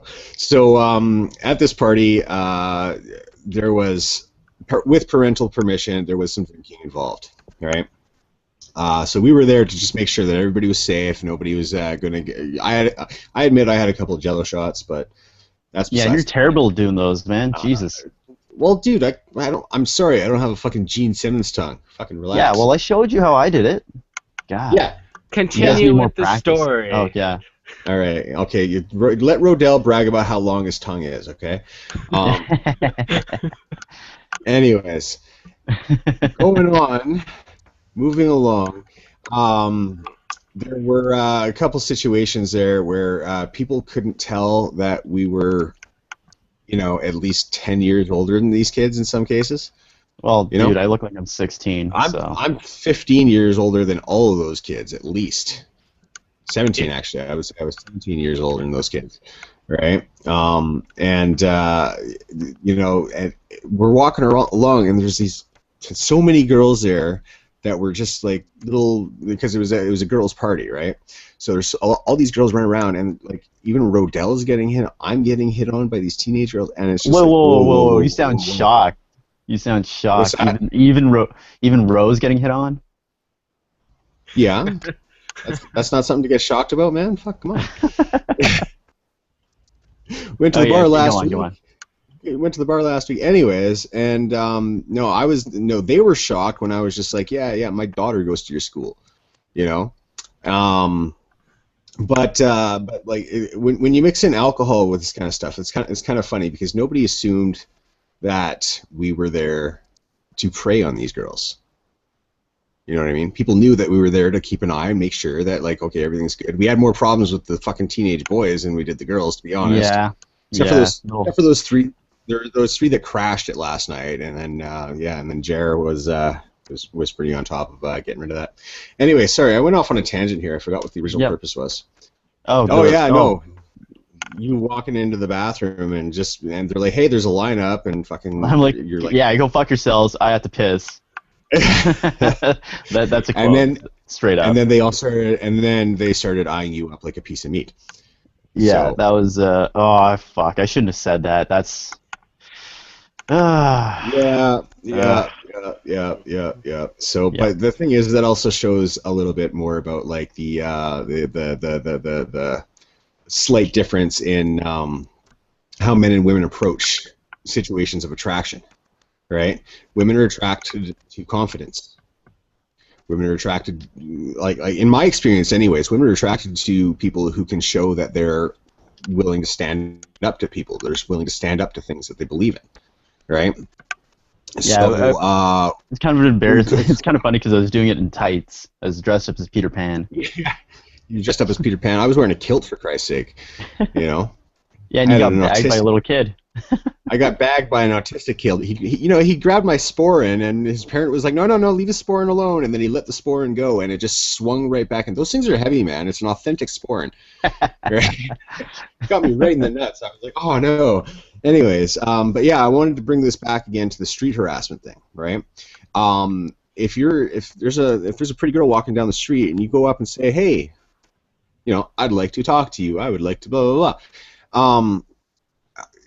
Chances are you're going to get a hell of a lot more brownie points than you will, oh, this person's harassing me. All right? So if you want to really, stop quote-unquote street harassment, you've got to define it better. You've got to be able to present exactly what you mean by street harassment, because I'm sorry, Hi Beautiful is not street harassment in my book. Telling somebody on the street that you find them attractive That's not her. If you keep going at her after she tells you she's not interested, yeah, that's harassment. You know, if you say something completely lewd and fucking like disgusting to a person on the street, yeah, sure, I'll even accept that. That is fucking harassment. If you grab her in any way, that's harassment. I accept it, right? But That's sexual harassment. But talking to people, saying things, hey, how's it going? My name is, whatever. What's your name? That's not harassment. And it's, yeah. I don't bounce a Halloween party with my haggis hanging out. Apparently. Yeah, it was a real kilt. It was authentic, straight from Scotland. It's probably $1,000 kilt. It's, yeah, no, I'll accept that. But my haggis was not hanging out. We were good. Anyways, continue. But it's like they're taking people flirting with them and going, you're flirty and therefore you're harassing me.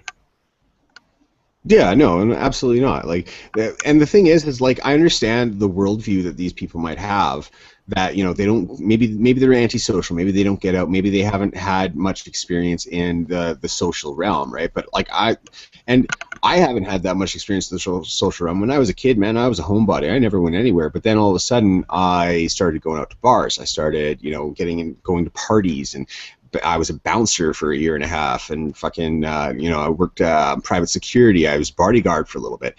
I got to know this whole world, and I understood how people interacted with each other in that world, right? And that's how normal people interact with each other, right? There is a limit, and some people cross it. Absolutely, I agree, but I don't think you should. Attempt, and like this is what I see with things like the ihollaback.org, is that they're attempting to push this narrative that simply saying hello to a woman on the street is harassment.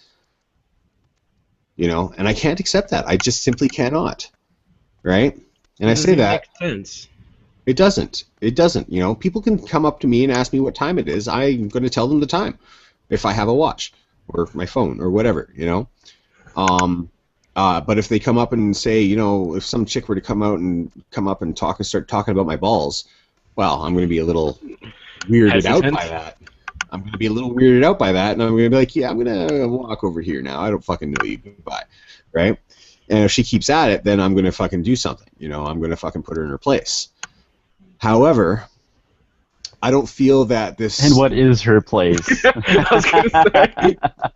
Her place is as a harasser. Okay. That's her fucking place. That's what I'm saying. That's what I'm fucking saying. Phrasing. But just like women do have the right that if somebody's fucking coming onto them too hard and fucking not letting up, yeah, they can put those people in their place as well, right? But you don't jump from A to C. You know what I mean? You have to go through the step. You can't. If I go up and say hello, I don't deserve to get fucking yelled at for saying hello to somebody. Timothy. Right?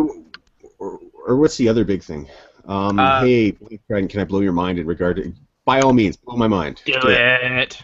While we're waiting for the stream to catch up for him to hear, what I'm going to say, though, is that I completely fucking brain farted, and I don't remember what I was going to say.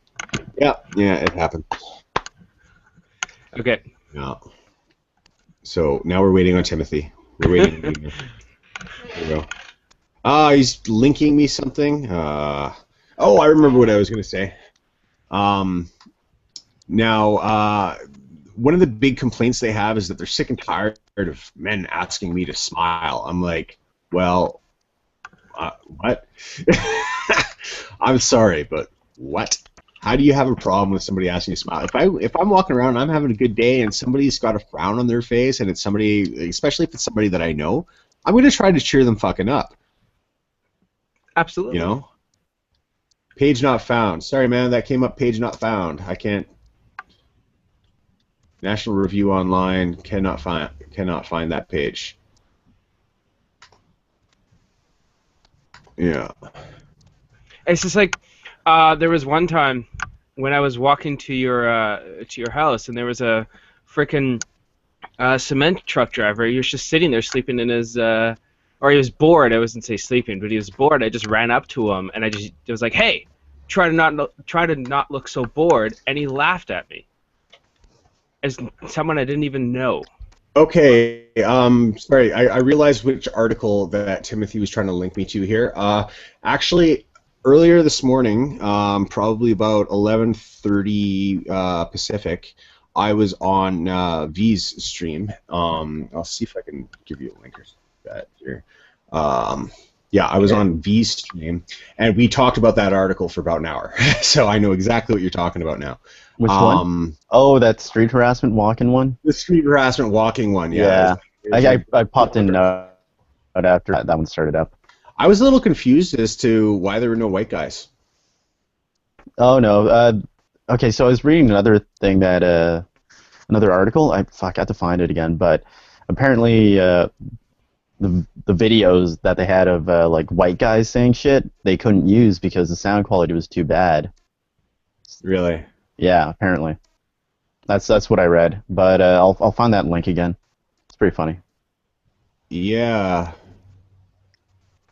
Yeah. See, I found that kind of strange. That like, cause somebody brought that up. I'm like, well, I didn't even notice that there were no white guys in there, and then I watched it again, and I was like, yeah. That's a little weird. So, but okay, I guess if that is an acceptable excuse, but I still want to see the video footage of it, even if the sound quality is bad. I don't care. I want to see the footage. Prove it. Trust but verify. And because the thing is like we're being told here that like, and I want to be clear that I'm not making this a race thing. Okay, I think racism is disgusting, and that people should be judged on the basis of character over skin color. Right, but I really hate the fact that they're painting this as a white misogynist male thing, right? While making videos that don't have any white males in it. You know what I mean? Yeah, it's agreeable. Yeah. I think it's like a complete non-issue. That whole fucking let me holla, holla. I don't know. I don't see that. Like I saw it in Toronto when I was out there like a few years ago. That was a real thing that I saw. That was fucked up. It happened to my cousin, and she basically like buddy came up right to her car, and we were both sitting in there like about to head out. He came right up, and she was about to close the door, and he like basically blocked her on the gas, and fucking almost ran the dude over. Yeah, I would have fucking run the fucking dude over. I was laughing, but my cousin's like kind of crazy. Oh, yeah, she's kind of a crazy chick, so. Yeah, they happen. Oh man, but yeah, no, like so it's just a matter of fucking. Like they're painting, like I understand, like they want to stop, the feeling of being uncomfortable. Is basically what it boils down. This is to me what I'm getting off of this. They want to stop feeling uncomfortable. Okay, whereas I like the idea of feeling uncomfortable from time to time. You need to get out of your comfort zone so that you get a wider view of the world. You can't sit in your little fucking hug box and expect to actually have any fucking valid opinions on anything because you don't go out of your comfort zone. You don't see what other people believe. You don't see what other people go through or feel or all this kind of stuff. And a lot of the voices on the anti-GamerGate side of this seem to be talking largely about things that they literally cannot by any definition of the term understand. There's how many trust fund babies have we identified in this yet? At least 2. Right. Oh, Alex Lifshitz. Now I don't know if this is true or not, but apparently his father. Yeah, apparently Alex Lifshitz's father sells weapons to Israel. He's an arms dealer, right? Illegal arms dealer. I'd have to look into that one. Yeah, I'd have to look into that. I don't know if that's 100% true or not, right? But Brianna Wu, in her own words, received $200,000 from her fucking parents to start an animation business. Right, and then she goes on Wikipedia saying that she raised $200,000. Yeah, she raised it from her fucking folks. So I guess it's not an entire lie, because it was raised, but it came from her parents. But I don't know. It's just fucking God damn it, And like trust fund kiddies, I'm sorry. Like I've known trust fund kiddies for growing up. I was a little bit of a trust fund kiddie, but then all of a sudden when I turned 16, I went completely fucking below the poverty line, right? I was no, I like it was completely my family just got fucked up. It's a long story. I don't want to get into it. And I saw what it was like to live under the poverty line, and I was like, whoa, I've got to get my shit together, and I've got to realize this. I've got to fucking like grow the fuck up and realize that like I'm not gonna get that pool fucking house. I'm not gonna get fucking my beachfront property. I'm not gonna get that unless I work my ass off for it. You know.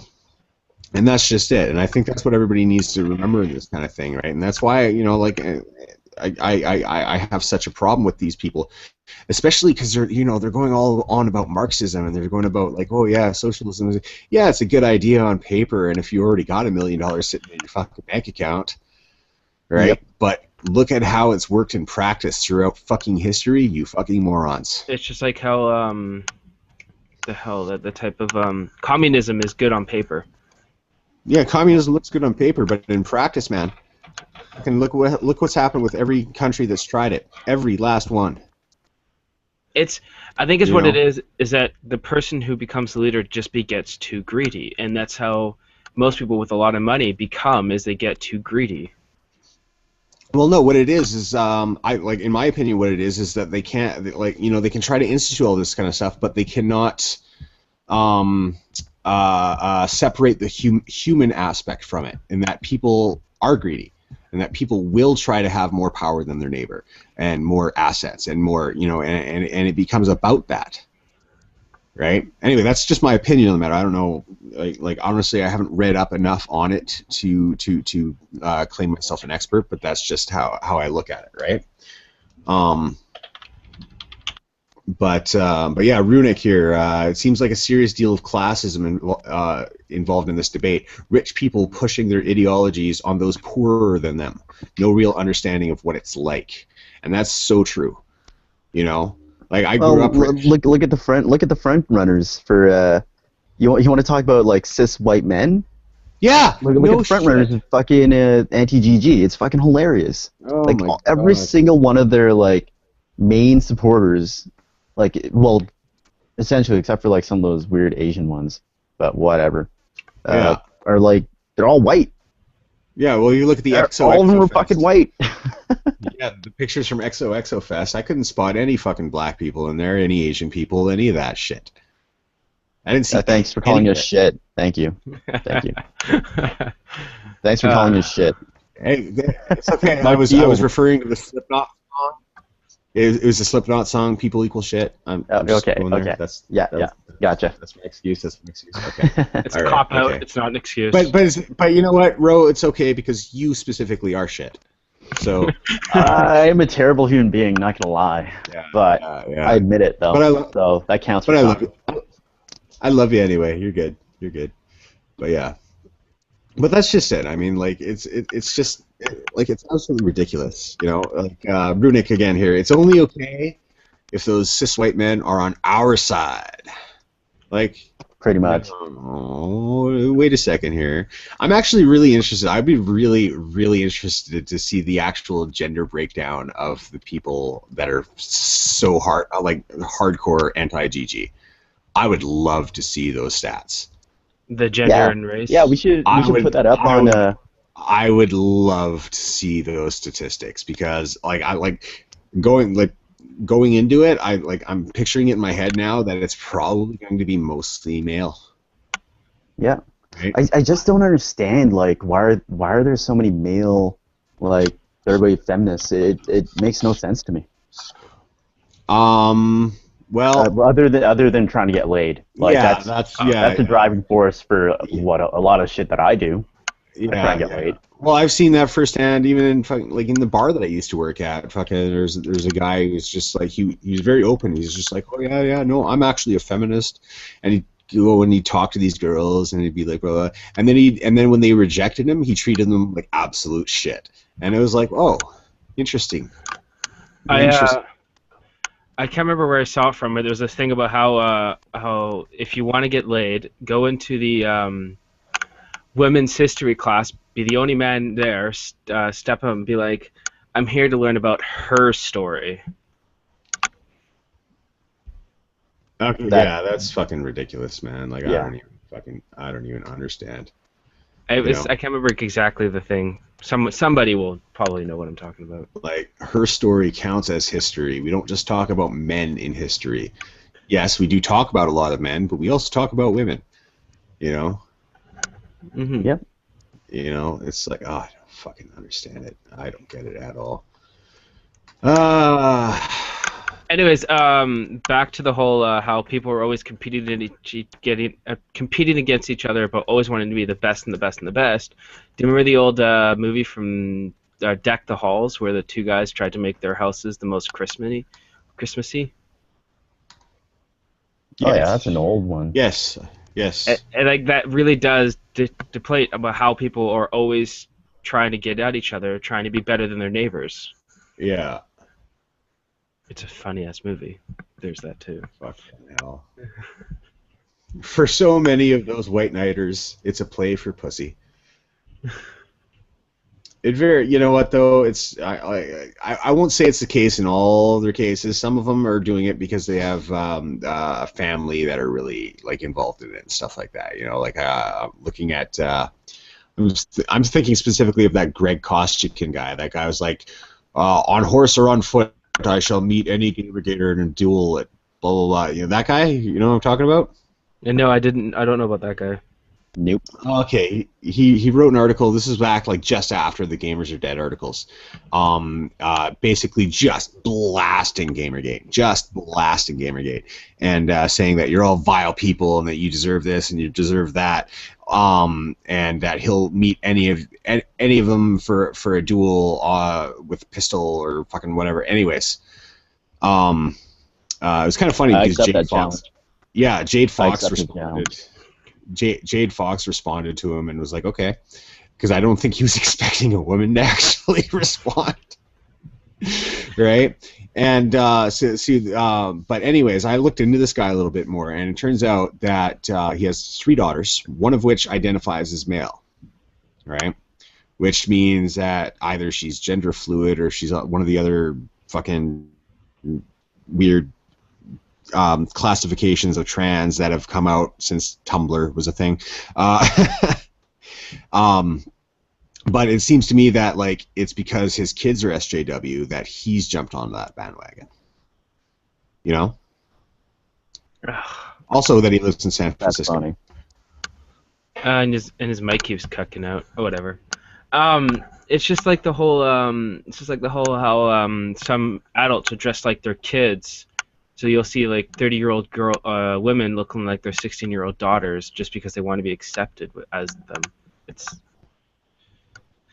I get that. I've got a 17-year-old and I want to be the cool dad, you know. So like sometimes you have to be a real dad, mind you. Yes, I get that, right? But like if she brings her friends around, I want to be the nice guy. I want to be the hey, yeah, no, totally welcoming, you know, yeah, have conversations with them, be a nice guy about it, you know. And so I get that, I understand that, you know, but at the same time, jumping onto a social movement that you don't rightly understand because you're being told it's one thing, you know, and that's largely what this is. They're being told that this is a certain way, and then looking at the tiniest little piece of evidence that shows that one person in GamerGate said something really rude or whatever. I look at actions more than words. Okay, for action-wise, I've seen positive actions coming out of GamerGate. I've seen the hell was that? Sorry, that was my controller. Yeah. Okay.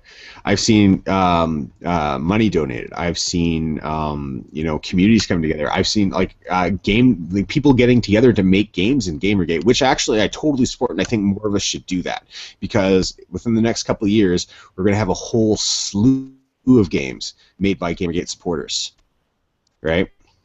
Oh yeah. So yeah, no, I want to see more of that. If you guys have any interest at all, who are listening to this, if you guys have any interest at all in making games or anything like that, get on Twitter, get on there, get out there, and start meeting other gaming gators who want to make games. Okay, because I'm already involved in a project. Rose helped me. I can't say anything about it right now, but because he draws picture. Rose is a fucking wicked artist. and I'm a published author, so I know my shit with writing and whatnot, and I got some programming coding skills. So, and then there is another pro GamerGate person that is involved in the project, and we're going to be once we get a little bit more together, we're going to reveal some stuff, and then you guys can see it. But until then, I got to keep my lips pretty much silent on it. But that's why. But like in a couple years, you know, this project's going to come out, and you know, all the other GamerGaters who have gotten together and you know, started working on projects that they're not really talking about because they don't have enough to put out. You know, even yesterday, I was fucking around. I was using RPG Maker, and I made a little. I just took a little screenshot of the status menu where all the main characters were Internet Aristocrat and Christina Hoff Sommers and Milo Yiannopoulos and Adam Baldwin. And I was going to make a game based on like the story of GamerGate so far. However, I think I'm just going to make it a video rather than an actual game. That said, you should make it with multiple endings. Yeah. Well, I don't know. SJW victory. I want to see that ending. I want to see like how that would turn out. That would be the male population lowered to 10% of the human race. We all live in concentration camps as breeding cattle. And, well, it might not be all that bad, but no freedom. It was one of your friends commented, it was like a picture of an alien, and it's like, this is how they see us if we were to fall into their traps or something like that. I can't remember the exact. I don't know.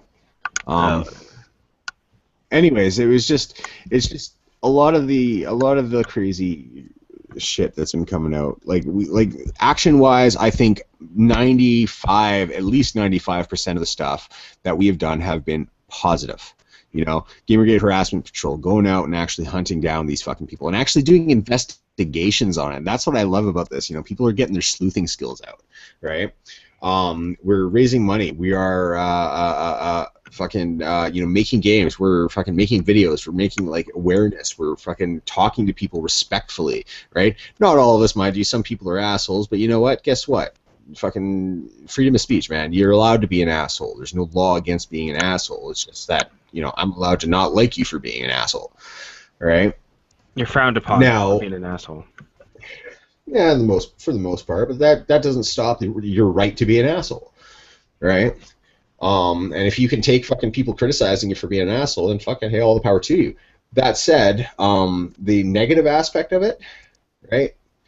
All words. There's been no negative, actually outright action taken. It's all been words. Fucking Gamer Fruit. Yeah, man, I love that guy. You guys heard about Gamer Fruit? Yep. Yeah. We talked about it in the last stream. Oh yeah, that's right too.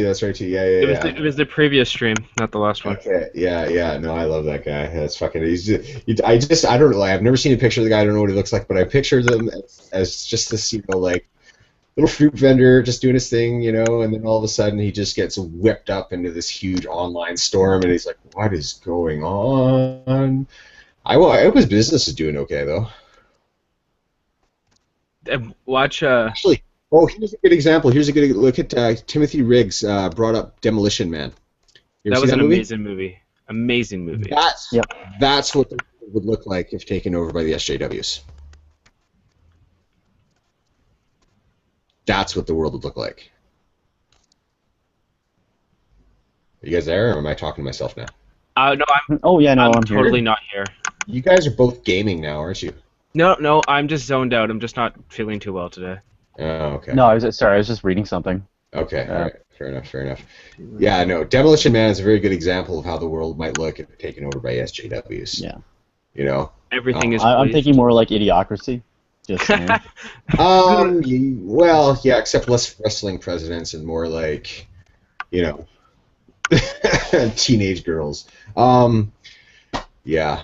See, that's just it, right? Like, fucking, we're raising the next generation right now. Like I don't know if I don't know how old you guys are watching the stream. I'm 34. How many people are watching right now? I'm fucking collectively over the past hour or so we've had something like 30 something, but right now we're at 11. Okay. Anyways, we're raising the next generation right now, and basically the opinion of those between the ages of, I would say, 30 to 50 are the reigning opinion of the current paradigm of the world at the moment. And this is just in my opinion. I don't know. There's no scientific backing that I have for this, right? But all opinion. When we're over 50, that's going to change, and so we got to think about what world are we going to bring the next generation into, and what battles are they going to have to fight, you know? There was a quote, and it was something like how we're trying to leave a good planet for our children. You know, why are we not trying to leave a good children for the planet, or something like that? I can't remember the whole thing. I think I get the gist of what you're trying to say there. You know, but yeah, but that's just the thing. You know, we those of us who are parents take our job seriously as parents, right? Make sure that we raise our kids to be healthy enough to be able to handle the next generation, because all of our battles are going to become their battles, right? So which battles do we want already won and fought by the time that they come to take over? Yeah, which battles do you fight, and which ones do you just let slide? Yeah, you know, like some battles are harder to fight than others. Yeah, look at the average age of members of the House at the beginning of the 113th Congress was 57.0 years. Of senators, 62 years.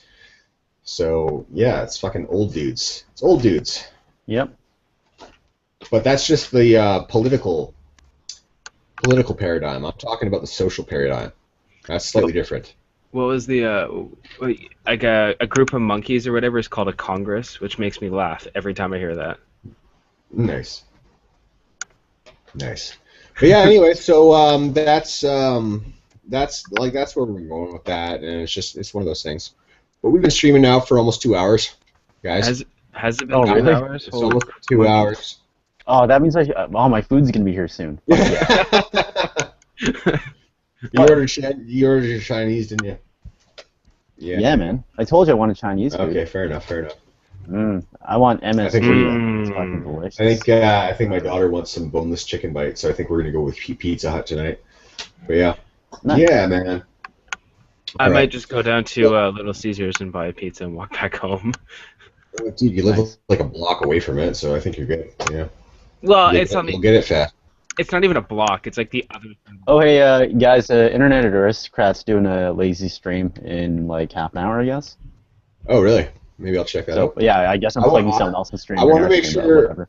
I haven't had a chance to watch the new Thunderfoot video though, so I do want to watch that because. Yeah, watch that. It's awesome. I'm gonna share that one on Facebook. Yeah. Okay. Yeah. I'm sharing that one on Facebook. Do it.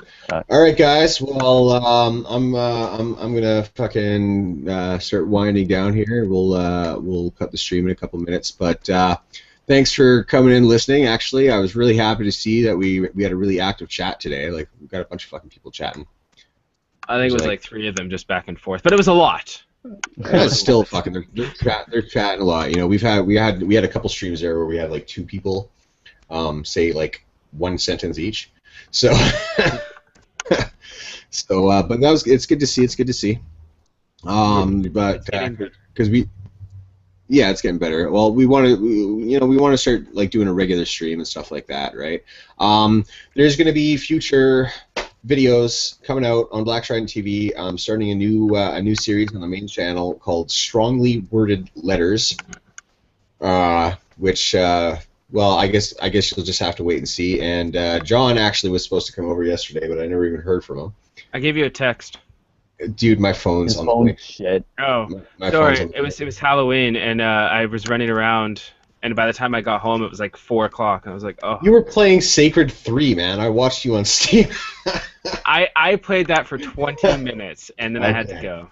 Okay, fair enough. Okay, all right, guys. Yeah, so we're gonna call this out here. So thanks a lot for listening. Make sure to tune in the channel if you haven't subscribed already. Please do, and we'll catch you next time. So say goodbye, guys. All right, peace out. Guys. Take it easy. Peace. And we're down.